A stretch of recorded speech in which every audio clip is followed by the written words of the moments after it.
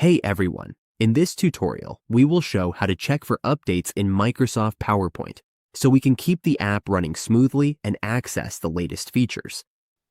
To get started, all we need to do is click on the File tab and then go to Help. Here, we will see the Update option.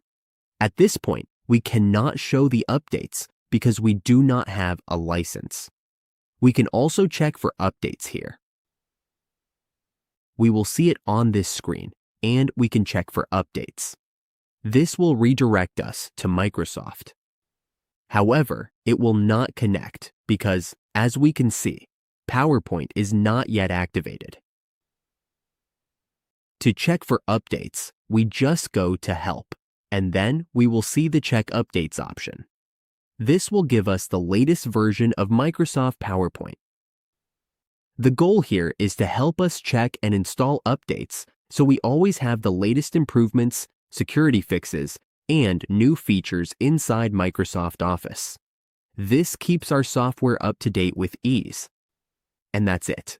We now know how to check for updates in Microsoft PowerPoint.